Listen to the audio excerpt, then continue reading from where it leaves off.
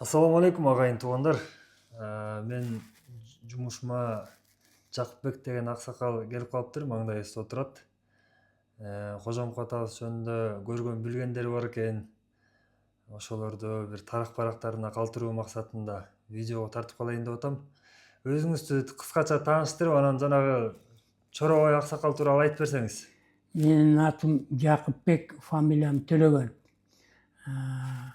Бул Чоробай аксакалды бизде чынында мындай феномен киши болчу, бул жылкы боюнча. Ал тургай жылкынын сатылып кеткен жылкылардын ичинде кулундары кеткен кулундардын чуркаганына чейин айтып, атасы чуркачы бул баланчан жылкынын аты деп, 47 Оштогу 47дегилер аны башка мурун сатылып кеткен атты башка эме менен айгырдан төрөлгөн бала деп жазып племной эмелерди. Ошонун атасынын чуркаганын көрүп, атасынын чуркаганды окшоштуруп айткан киши да бул киши. Мынасы генетикасын билет го. Анан кийин муну Сагынбай деген бизде главный зоотехник дегенди, жылкынын зоотехниги дегенди начкондоп койчу. Анан Сагынбай деген Караколдо биздин жанагы Каракол колхозунда келип иштеген парторг болгон да, эме жанагынтип начком болгон. Ошол болбой саттырып кетти, муну сатпайм, муну бийини сатпайм десе, ошол бие кийин төрөлгөн бала чуркап ипподромдо дайыма жайкысын ушул жерге жылкылардын баарын алып келчү. Чаба турган жылкылардын баарын. Анан ушул жерден чаптырчу. Анан ошондо карап туруп анан кийин тиги муну кунан эмес, бул эме андан жогору жашычы.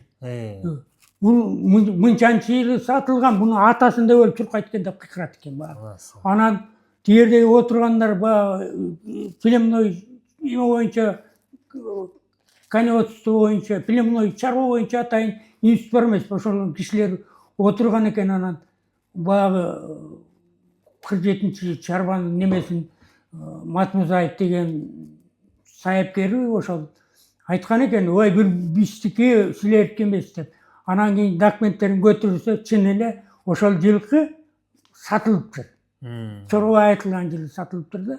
Ушундай феномен киши да. Анан ал тургай дагы айтышат, Жолчу деген зоотехник болгон да. Анан Сузамырга кетип, анан аты жоголуп кетти.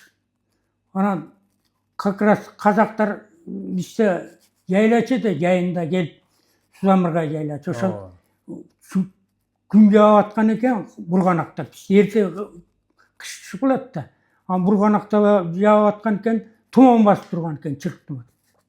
Ошондо кулак чыңдап алыптыр дейт, ошол аттычы. Алып баратканда, муну менин жолчунун аты го дептир. Жолчунун аты дептир. Анан кайниси бар экен.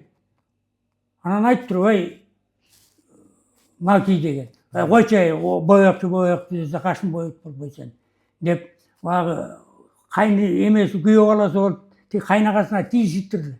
Тийишсе, жаман барып кармап келчи, болбосо өзүм барайын десе, анан кийин жетиктен барып кармап келиптир. Как раз ошол ат болуп чыгыптыр, ушундай киши да. Анан ушул киши мени менен көп сүйлөшүп калчу. Анткени мен кичине макала сакала жазып жүргөнүмдү билчү да. Анан мени менен сүйлөшүп калчу кээде, ушулардын баарын айтып калчу. Ошондо сенин чоң атаң жөнүндө мынтип айтканда, карагер ат дейт. Ал карагер деп айткан. Анан айылдагылар айтып жүрөт, кашкасы бар болчу депчи.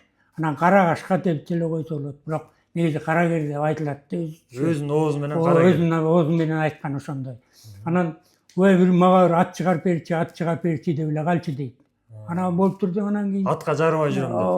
Атка жарыбай жүрүм десе, анан кийин болуптур эми деп туруп, анан кийин чыгарып алып бардым. Бизде ушу майдын башында эле жылкыларды биринчи Сузамырга ашырганда күткүнү бузуш үчүн, жолду ачыш үчүн жылкы айдачу да. Анан жылкы айдап, анан көчүп барып түскө отурушчу барып, казактар келгенче. Түстүн баарын казактар отурчу да мурун. Анан кийин ошондой болуп, тиги иниси Чообайга айтыптыр, мен баланча күнү барам. Айтып кой тиги байкеме. атты алып барам депти, кара керектичи. Сусамырга. Сузамырга алып барам дептир. Анан болуптур деп, ал киши айткан экен, как раз жетелеп барса, ошо Чообайдын үйүндө отуруптур дейт, ошо күнүчү. Ал киши. Анан кийин келип аттан түштүндө чай ичтик дейт отуруп. Анан кийин баягы келип эле айттым дейт, байке баягы айткан атты алып келдимби? Сиз айтып жүргөн атты алып келдим деп. Анан болуптур дейт, чайды ичкенден кийин чыгып, өзүнүн эр токумун алды, өзүнүн атынан эр токумун алып токуду дейт. Кожомкул атабыз. Кожомкул атаңар токуп алып, анан кийин мындай адегенде желдирип барып анан чапты дейт. Бүтөп жерге барып анан кайрылып келди дейт. Анан кийин келип эле аттан түшүп мамага эле ой рахмат айлана иним деп айтты дейт. Рахмат деп колумду кармады дейт. Экинчи жолу чатым толду деп айтты дейт. Экинчи аткачы. Анан кийин биринчиси кандай болду деп сурап калдым дейт. Сурап калсам айтты дейт. Ушу оодарышка түшүп, баягы союз кошуучулар мезгили бул 20-чы жылдардын ичиндеги окуяда 30га жете элек мезгил. Ошондо Бишкекке барып калып, азыр Бишкек деп калдык да, азыр чүйдү мурда Фрунзе болчу да. Адегенде Бишкек, ал убакта Бишкек болгон. Анан ошол жака барып калып, анан кийин казак-кыргыз болуп оодарыш башталып калыптыр. Бир тамаша болупчу. Атайын алдырып келген экен анычы. Чоң атаңды. Анан оодарышка чыга турган болуп, атым начар болуп калды деп тургам дейт. Анан кийин аңычы болбой эле бир сонун ат минген киши келди дейт. Көрсө, кадимки союз кошуучунун төрагасы Кудайкулов деген киши экен дейт. Анан ой балам деп, анан кийин сенин атың начар экен, муну билип эмет тийип алган шолокко чыга турган болду. Сен ушу менен оодарышсаң ал балбан киши, атың начар болсо тартып кетет. Дегенден анан атым миндим дейт. Ошондо чатым толду ошонун атына. Биринчи жолу ошол атка чатым толду. Анан экинчи жолу ат чатым толгон ушул деп анан айтты дейт. Анан чаптырып келген турбайбы жана, минип алып. Минип адегенде кичине мындай кылып анан кийин басып анан кийин мындай баягы кичине желдирди дейт. Анан чапты дейт анан. Чаап анан бүтөп жерге барып анан кайрылып келди дейт. Кайрылып келип анан кийин мамага байлап алып айтып атат дейт. Ыраазы болуп. Ыраазы болуп. Ой рахмат айлана. Экинчи жолу чатым толду деп. Анан ошо сен берип жүрүсүң ушуларды. Чоң атаң жөнүндө передачаларды, берүүлөрдү уюштуруп жүрсүң да ошо. Ошого айтып коеюн деп келди элем атайын. Рахмат аксакал. Рахмат, ат артып, жолго артып ушинтип тарыхты кийинки буунга айтып коелу деп келгениңизге ыраазычылык билдирем. Эми могу видеого тартып атканым да ошол да. Өзүм эле укпай эл журт уксун деген мааниде да. Атабыздын арбагы ыраазы болсун, ошондой алп инсандар дагы да жарала берсин. Бул эми даректүү окуяларга кирип кетет да өзү. Ооба да, болгондой. Кыркпайбыз, журналистканын өзү ошондой, ооба.